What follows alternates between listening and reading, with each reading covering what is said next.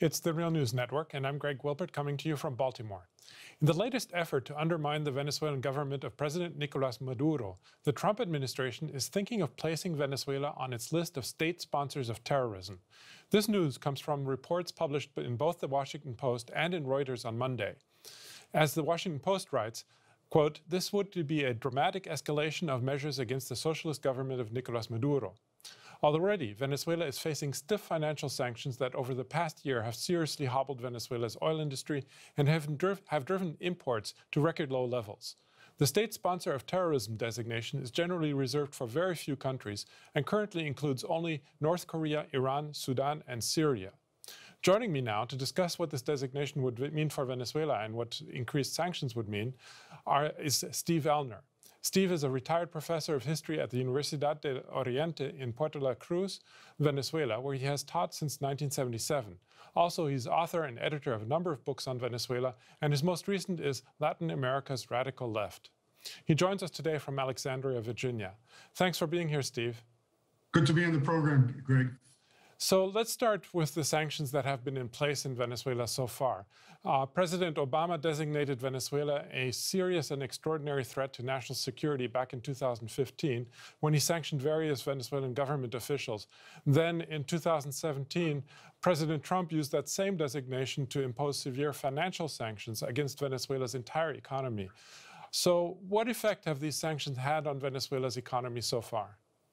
Well, in the case of the Obama executive decree or executive order, many people thought it was a joke to say that Venezuela is a threat to U.S. national security. But the fact of the matter is that those sanctions and that designation discouraged investments in Venezuela. In fact, shortly after that, Ford Motor Company pulled out of Venezuela, and Kimberly-Clark, a company that produces items of personal wear such as diapers and paper towels, they pulled out as well.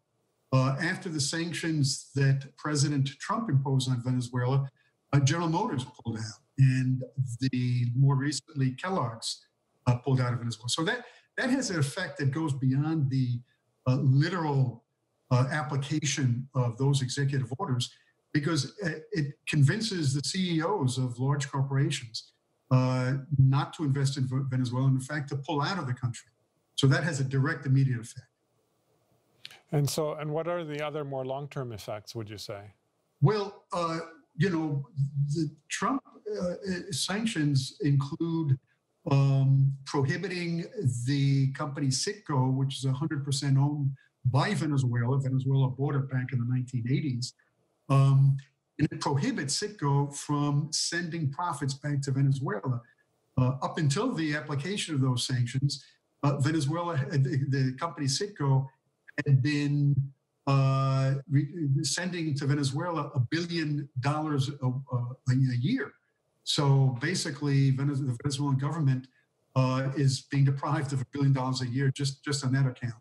And the other sanction states that the U.S. financial institutions cannot purchase bonds from the Venezuelan government, as well as the Venezuelan oil company. Now, in a difficult economic situation, any nation would try to refinance its foreign debt.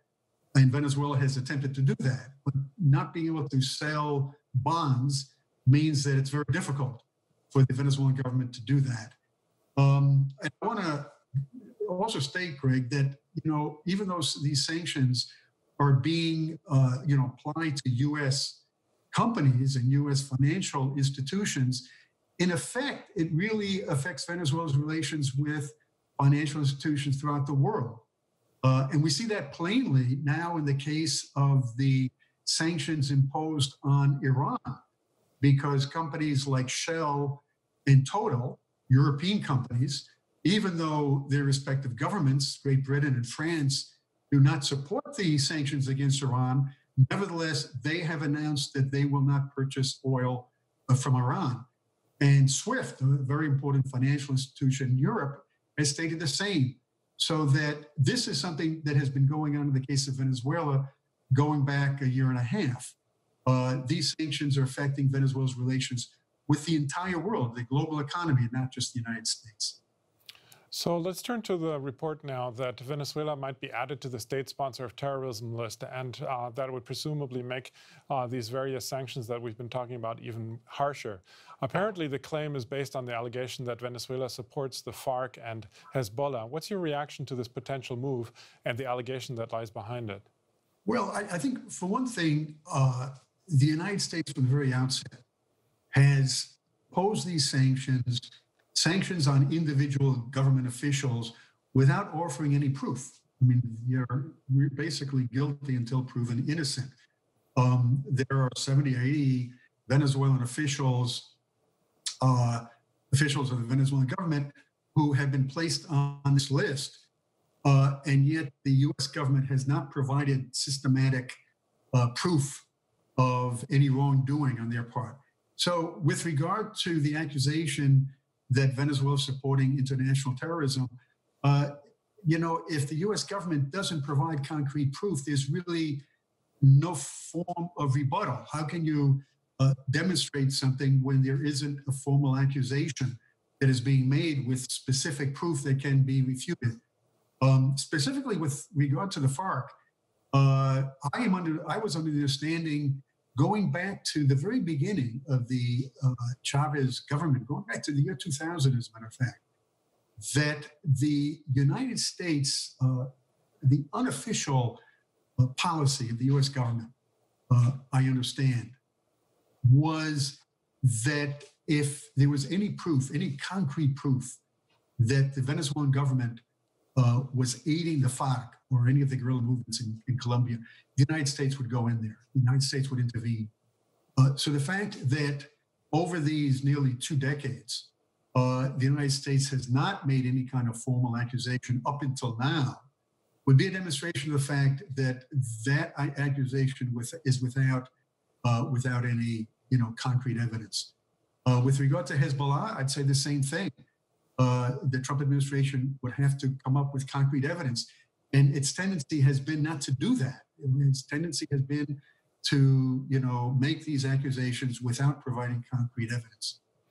I think one probably should also add that the FARC is actually considered a legal political party in Colombia at the moment. So even supporting them wouldn't necessarily constitute supporting terrorism. Right. But so considering that the sanctions are causing serious damage to Venezuela's economy and its people, what is the government of Venezuela doing to counter the sanctions, if anything? Well, there are social programs that have been implemented. I think that in terms of countering the sanctions politically, there is a movement. There seems to be a backlash against the sanctions and against the threat of a military intervention in Venezuela. I'm not sure to what extent the Venezuelan government is behind this movement, but I see this here in the United States. For instance, the New York Times published an article a couple of weeks ago criticizing the Trump administration for meeting with military rebels belonging to the Venezuelan armed forces. We don't know whether they're active officers or retired officers, but the New York Times criticized that, saying that if the Trump administration met once with these people, that might be excusable because the objective might be the gathering of information. But meeting 3 times is an obvious indication that the Trump administration is serious about supporting some kind of military option. So there is a movement. There is evidence that there is a reaction. And I think that the Venezuelan government, through diplomatic circles that I'm not really aware of in terms of how these things function, but I'm sure that the Venezuelan government is encouraging other governments. For instance, the government of Spain, Pedro Sanchez, has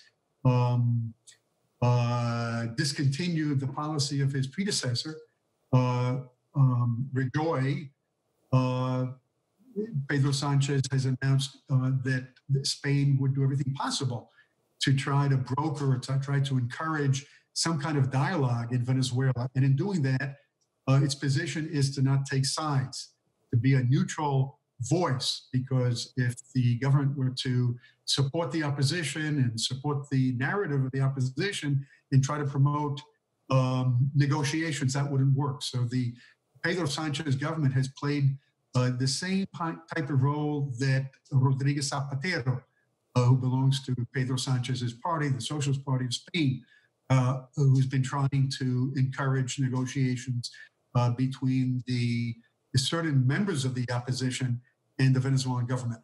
Another example of an encouraging development, which I think the Venezuelan government perhaps may be trying to encourage through diplomatic, non-publicized diplomatic channels, is the case of Mexico. The soon-to-be inaugurated president of Mexico, Andrés Manuel López Obrador, has stated that he will reestablish or restore the principle of non-intervention in the domestic issues of foreign governments, which dates back to the Mexican Revolution and is incorporated in the Mexican Constitution of 1917.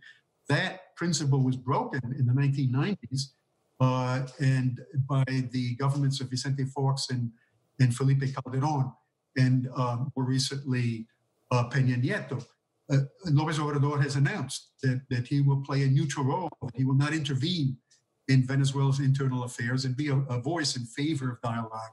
So that it seems to me that these are arenas that the Venezuelan government may very well be active in promoting, because the position of the Maduro government is that of dialogue with the opposition.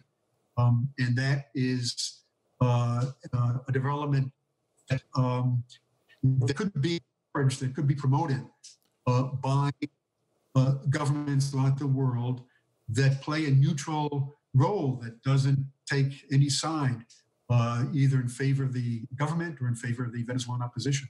Yeah, actually, that's what I want to get to next, is the role of the opposition. Currently, it seems to be extremely divided and has almost no coherent leadership. So if these sanctions are further deepened by adding Venezuela to the state sponsor of terrorism list, what effect do you expect this to have on Venezuelan politics and on the opposition in particular? Well, I think that's a good question, because a lot of people don't know that the Venezuelan opposition is also polarized. I mean, we talk about polarization in Venezuela in terms of the government versus the opposition. But the fact of the matter is that the opposition itself is polarized between a hardline opposition, which now is opposed to any kind of negotiations. Their explicit position is refusal to sit down with the Maduro government and engage in dialogue, and a more moderate tendency in the opposition that favors participation in elections. Look, elections are coming up in a few weeks in Venezuela. And there are several parties that are participating in those elections, including historically one of the two major parties, COPEI, and another party, the Movement Towards Socialism Más, which is not a leftist party in Venezuela anymore.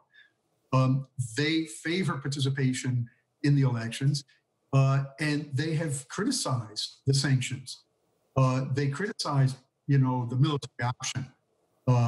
So that it seems to me that the position coming from the Trump administration is really intensifying that polarization and pulling the rug out from under these moderate tendencies within the opposition that favor dialogue. Look at, in the last presidential elections, the main candidate for the opposition, Henry Falcón, was threatened by the Trump administration with being placed on the list of people, Venezuelans, who are being sanctioned if he can drop out of the race. This threat was reported by Mark Weisbrot, a very well-known economist, Washington-based economist, in the newspaper The Guardian. And Weisbrot's source of information was no one less than Francisco Rodriguez, the right-hand man of Henry Falcón. So that the Trump administration is doing everything possible to weaken the moderates and strengthen the hand of the radicals in the opposition who opposed dialogue in favor of regime change. Okay, well, unfortunately, we're going to have to leave it there for now, but I'm sure we'll come back to you. I was speaking to Steve Elner, retired professor from the Universidad de los Andes of Venezuela. Thanks so much, Steve, for joining us today. Sure. Greg. And thank you for joining the Real News Network. If you like the Real News Network stories such as this one, please keep in mind that we have started our winter fundraiser and need your help to reach our goal of raising $400,000. Every dollar that you donate will be matched. And unlike practically all other news outlets, we do not accept support from governments or corporations. Please do what you can today.